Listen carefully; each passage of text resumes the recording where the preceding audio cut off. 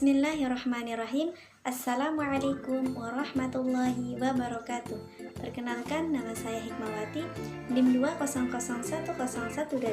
Saya dari kelas 2E Pendidikan Islam Anak Usia Dini, Fakultas Tarbiyah dan Keguruan, Universitas Islam Negeri Mataram.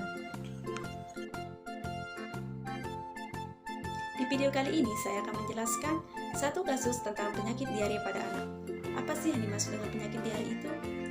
Diare adalah sebuah penyakit di saat tinja atau feses berubah menjadi lembek atau cair, yang biasanya terjadi paling banyak 3 kali dalam sehari.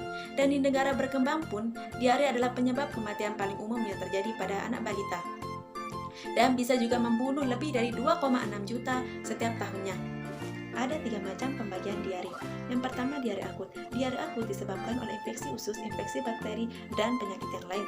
Kedua, diare kronik. Diare kronik adalah diare yang menetap atau berulang dalam jangka waktu yang lama dan berlangsung selama 2 minggu atau lebih. Yang terakhir atau yang ketiga adalah diare disentri. Disentri adalah diare yang disertai dengan darah dan lendir. Penyebab dari penyakit diare antara lain: yang pertama, infeksi virus, bakteri atau parasit merupakan salah satu penyebab buang air besar cair yang cukup sering terjadi. Diare yang disebabkan infeksi umumnya terjadi akibat konsumsi air atau makanan yang telah terkontaminasi dengan kuman, virus, atau parasit. Kedua, keracunan makanan.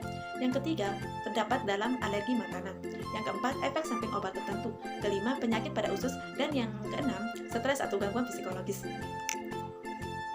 Gejala penyakit pada diare: yang pertama, buang air besar lebih dari 3 kali 24 jam dengan tinja cair. Kedua, sakit perut. Ketiga, mual dan muntah. Keempat, demam tinggi di atas 38 derajat Celcius selama 3-5 hari. Dan kelima, badan terasa lemas dan lesu.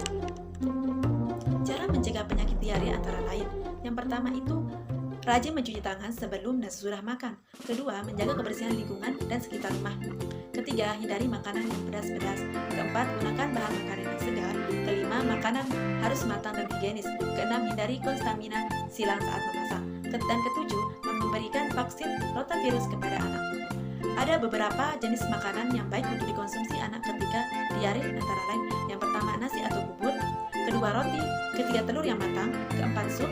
Kelima, kentang atau ubi yang sudah direbus atau dipanggang. Keenam, sayur-sayuran yang sudah dimasak seperti wortel, jamur atau buncis. Dan yang terakhir adalah daging sapi, ayam atau ikan yang sudah dimasak hingga matang. Sekian dan terima kasih. Wassalamualaikum warahmatullahi wabarakatuh.